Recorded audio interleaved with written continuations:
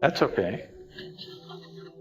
If I'm a performing artist, I'm sorry? if I'm a performing artist, Performing artist. yeah, and does your training and your practice and your craft count as sadhana? And if yes, is that enough? Does what count as sadhana? My training, my practice and my craft and every single show that I do or every single rehearsal or everything that goes into it.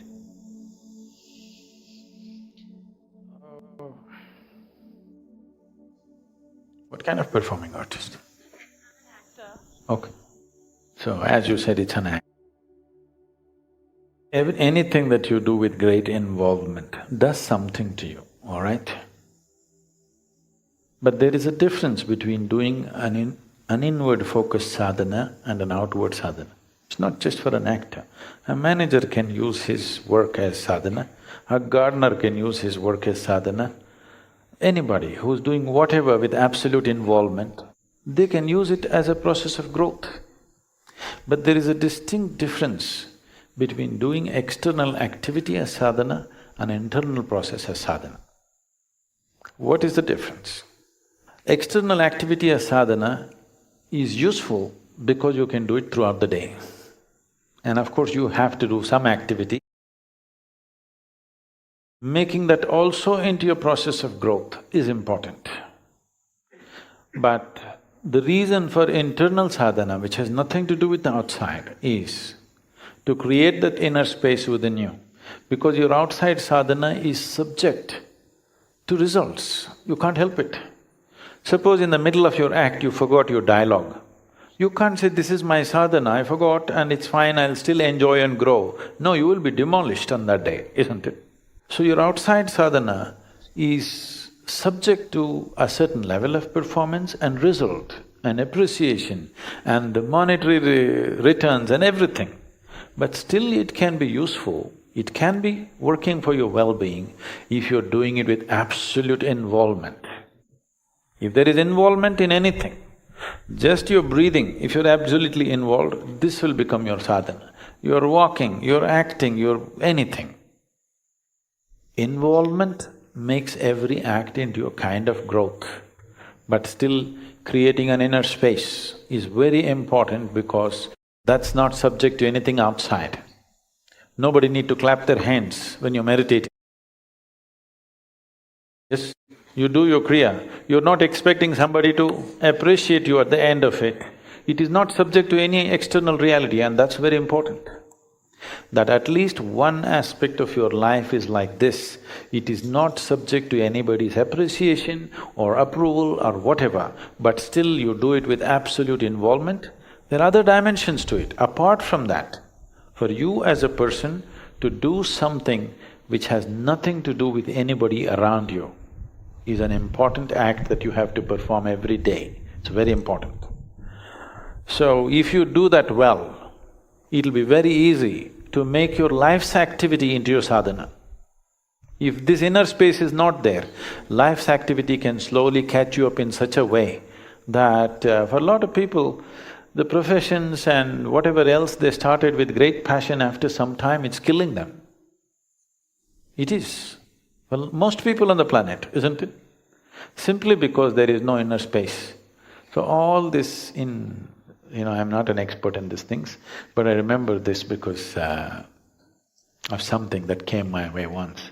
All this in one single sentence was uttered by Krishna. He said, Yogastaha Kuru Karmani. It simply means, first establish yourself within you, then act. Then no action is a problem. You can fight a war, you can act, you can be a priest in the temple, you can cook, you can sweep, it doesn't matter what you do, but first establish yourself and do whatever you want. He's not restricting your action. He's saying, do whatever you want, whatever is needed you do, but first establish yourself within yourself. Otherwise, you're using external activity to make yourself who you are, which will be disastrous. Establish who you are, then act, no problem.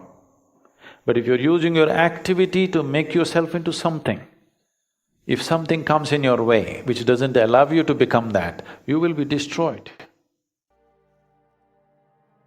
So don't try to be a yogi by teaching yoga. You become a yogi, and then if people are interested, we will teach, otherwise we'll just close our eyes and sit.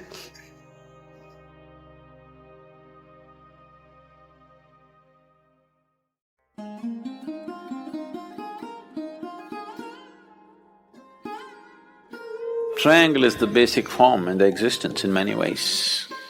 The most integrated form is a triangle. Before all this material came, like concrete and steel and all this stuff, even now, I think in United States particularly, any home has a triangular roof, isn't it?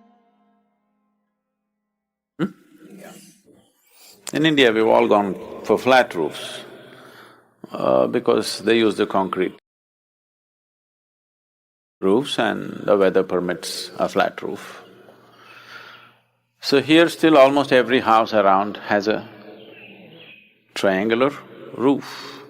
Why a triangle is, with minimum material, maximum strength comes only from a triangle. If you have to create any other form of the same strength, you would need much more material. Material strength has to be increased.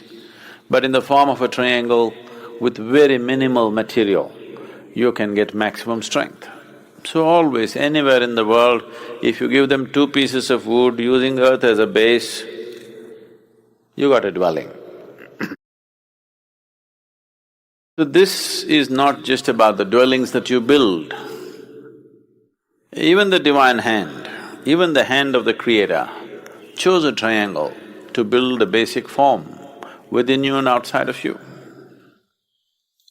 If you look at any molecular structure, it is a complex assembly of triangles in many ways. Similarly, if you look at the human body in a different level, you will see there is something called as an energy body. The energy moves and operates in the body in a certain way. In yoga, there's a whole understanding and there is a certain way of experiencing how the energy functions in your system. If you look into this with awareness, if you see the way your system is constructed, you will see the most basic form in your body is a triangle. All the nadis meet in the form of triangles. What we refer to as chakras are actually triangles. The nadis always meet in the form of triangles. We call them chakras because they symbolize movement. So that orange triangle with a circle around it is the Agna chakra, which is the chakra of enlightenment and knowledge and knowing and perception. Because yoga is the science of perception. Yoga is the science of ultimate perception. So, Isha Yoga uses the symbol of ultimate perception, orange triangle with a circle. And if you have seen what are called as yantras, in South India there's lots of yantras, have you seen? The Sri Chakras and that kind of thing. Yantra means it's again an energy form. If you create certain forms, they have certain amount of energy, they can retain certain amount of energy. All the yantras are always built with triangles, they're a complex formation of triangles, because that is the way the energy system of your body is built, that's the way, in many ways, the fundamental aspects of the existence has happened. That's why the triangle. What is it that the youth needs to concentrate on, but they have not yet?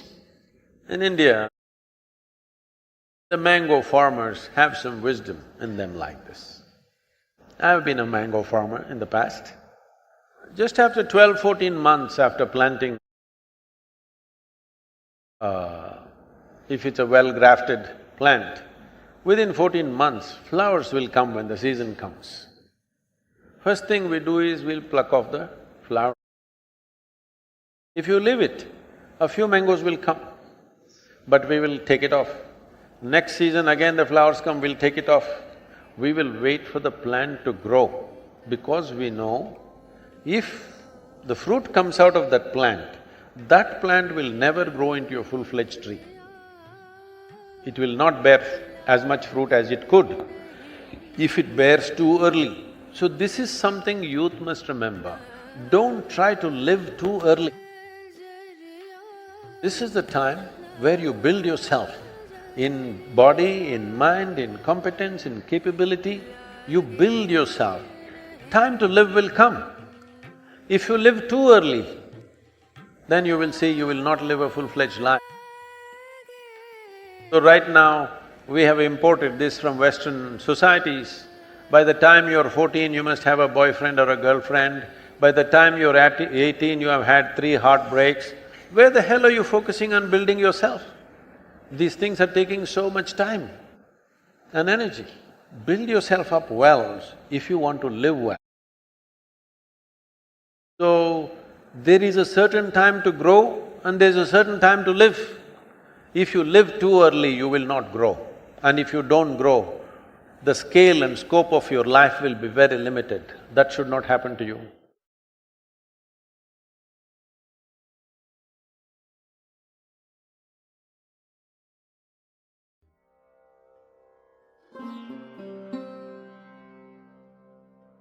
People who are in a certain state of sadhana, which is referred to as the Ritambara Prajna, may hear sounds beyond its spectrum.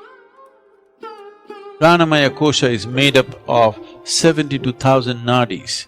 108 active energy centers in the body are chakras in the body. This dimension of allowing the human system to evolve to its ultimate possibility by using these 108 sounds is called as Nada Yoga. Today it is common scientific knowledge that the whole existence is a reverberation of energy.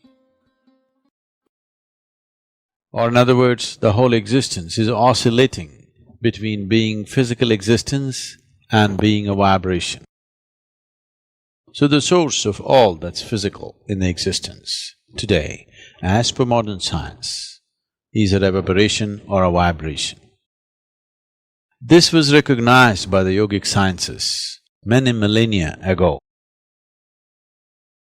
And it was said, the whole existence is sound, because where there is a vibration, there is bound to be a sound.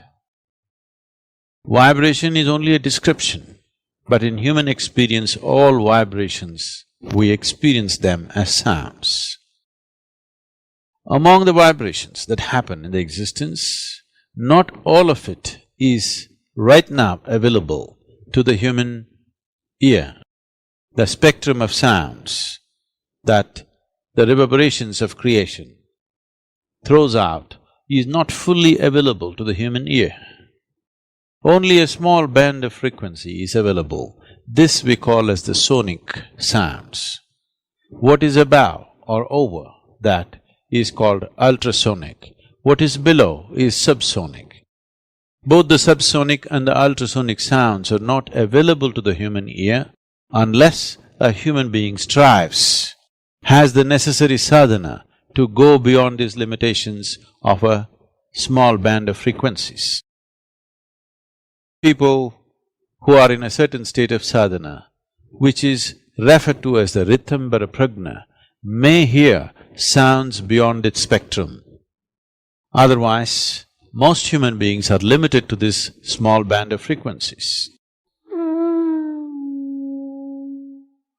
What we refer to as music is a more refined arrangement of these sounds that the creation is already making. The Indian classical music particularly comes from a very deep understanding of the human system, because all our experience of life is essentially happening within us. Light and darkness is happening within us, sound and silence is happening within us, joy and misery is happening within us, agony and ecstasy is happening within us.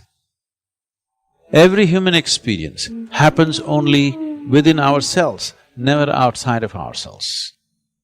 Because we are the basis of our experience, everything that we do is based upon the nature of the self.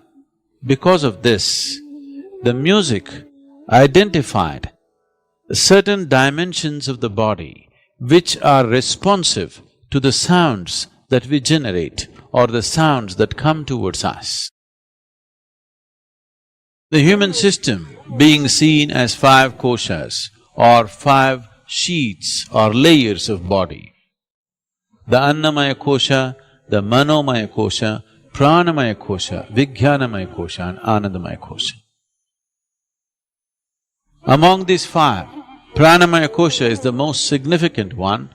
Pranamaya kosha is made up of 72,000 nadis, which meet and redistribute in 114 significant ways, or there are 114 junction boxes in the human system.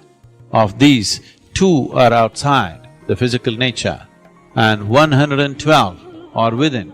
Out of these 112, 4 are dormant to a large extent. So 108 active energy centers in the body are chakras in the body. Based on this, these 108 are divided on the right and the left in the form of Ida and Pingala. They're divided as 54 each. Based on this, we formed a Sanskrit alphabet of 54 sounds. These 54 sounds in 2 manifestations of feminine and masculine, we have 108. These 108 sounds, these 54 in 2 different shades or 2 different manifestations amounting to 108 has a significance, and the whole music system evolved out of these 108.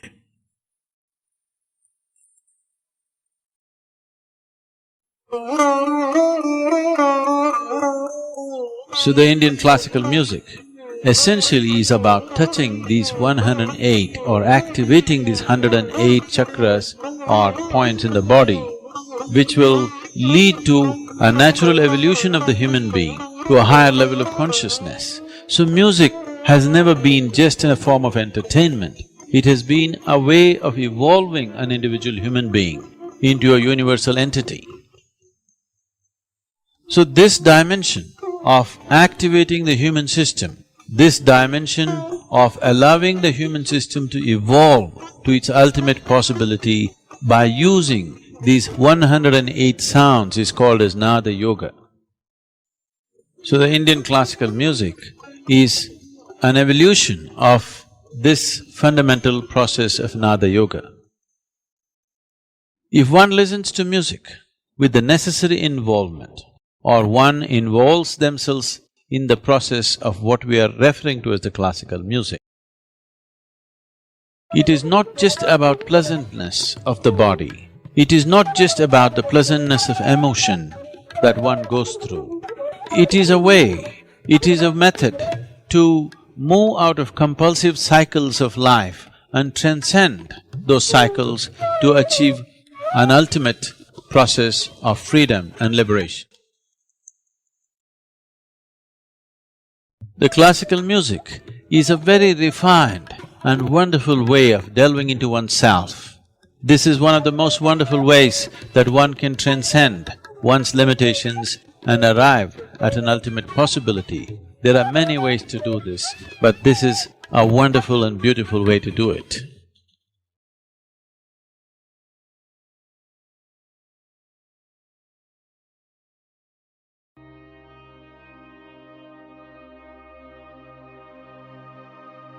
I don't even think it's an issue. Either it's now or in the past, it's never been an issue.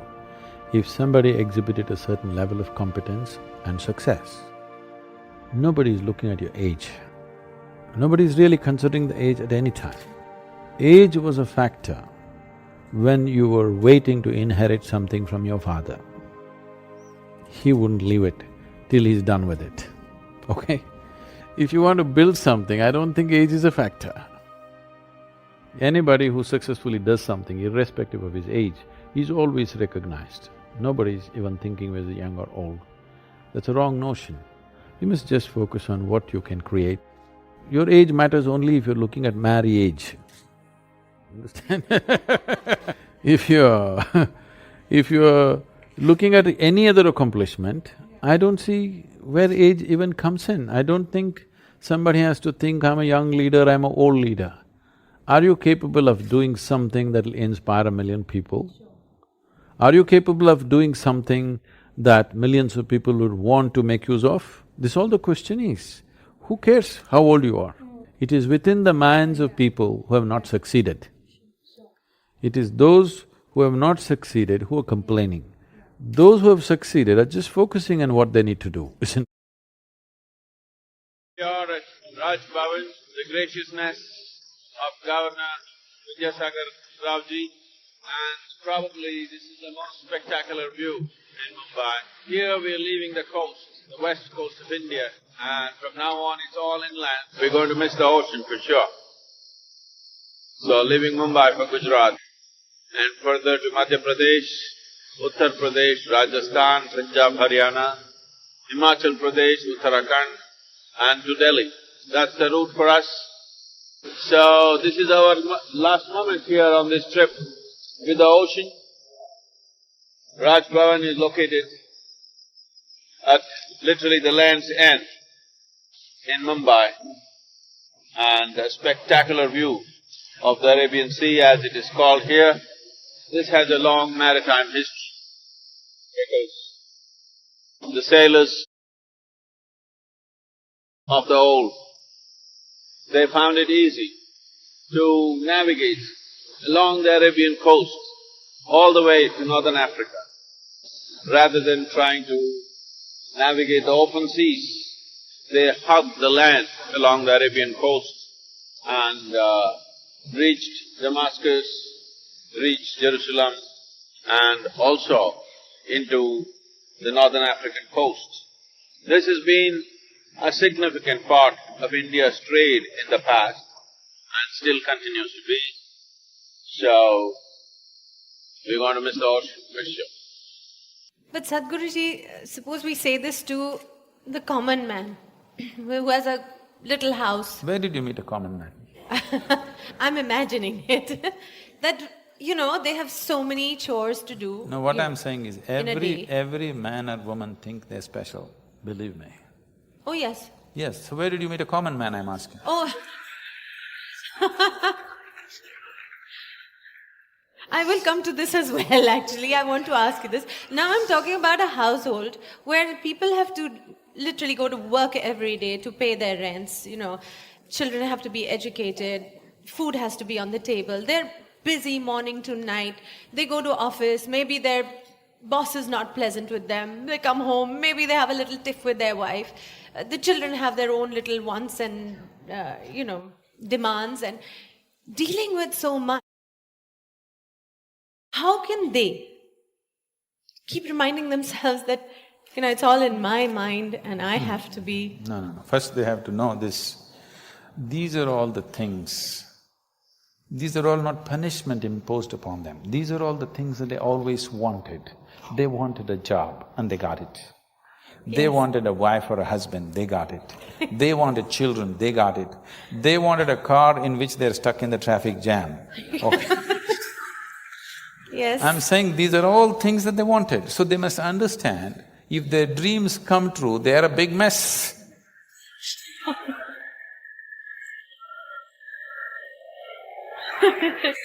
Yes, actually, I have heard this. Be careful what you ask for, because you might get it.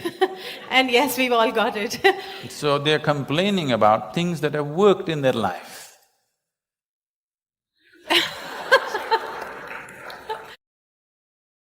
When you get to a position of responsibility and power, what it means is, every thought that you generate, every emotion that you generate, every act that you perform is going to impact millions of people. When you have such a privilege that everything that you do is going to impact millions of people, how you keep yourself is extremely important. But no work has been done on that. No individual is working on any kind of self-improvement within himself. Simply whatever has happened naturally because of their parents or other social situations, whatever they have picked up, that's it. There is no focused work on how to evolve this human being. When you want to touch so many people's lives, is it not very important that you have clean hands? and gentle hands. It's extremely important. Nothing has been done about it. This is why spiritual process becomes important.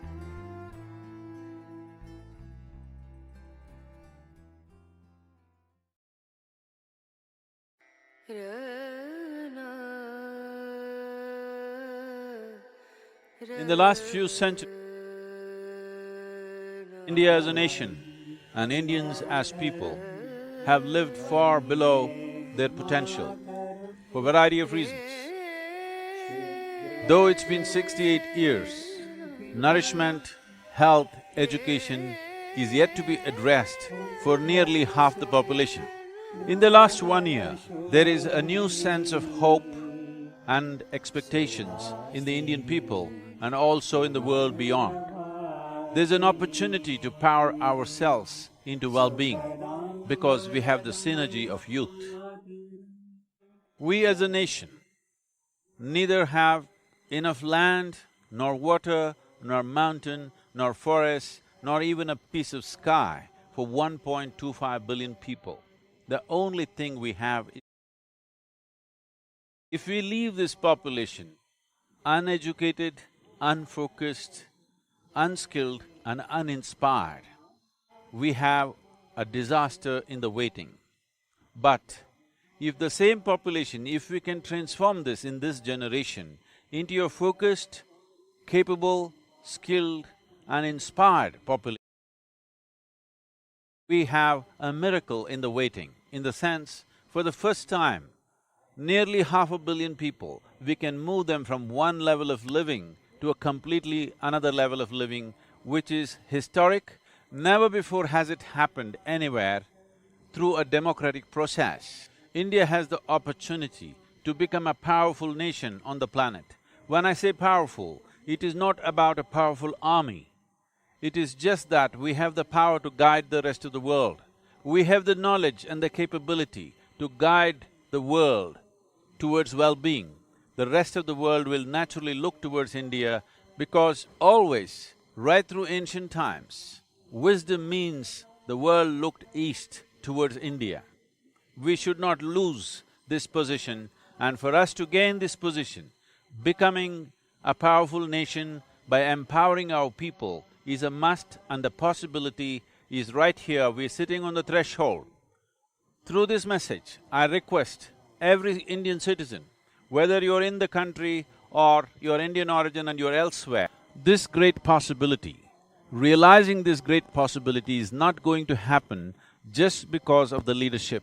It is important that every Indian citizen stands up to make this happen. How do I do it? This will be the question. Whatever you are doing in your life, whether you are a peasant or a politician, whether you're a policeman or a doctor, whether you're a lawyer or an engineer, whatever jobs we are doing, let's do it well. This is the only way to build a nation. Nation building does not happen with great speeches and slogans. It happens because if every one of us do whatever we are doing at a different level of function. Whatever we are doing happens out of dedication and commitment to creating a new nation.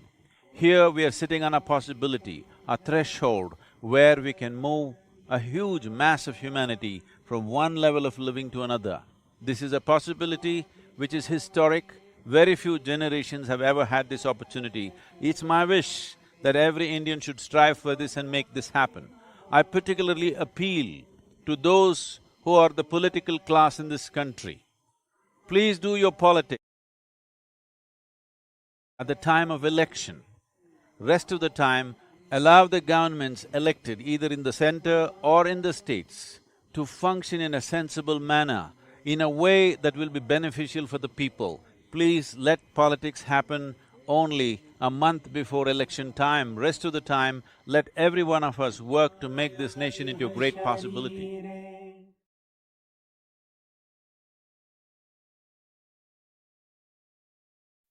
Well, if you made it here, it shows you're ready to change. You're done with running. This kind of attention is rare, it's precious.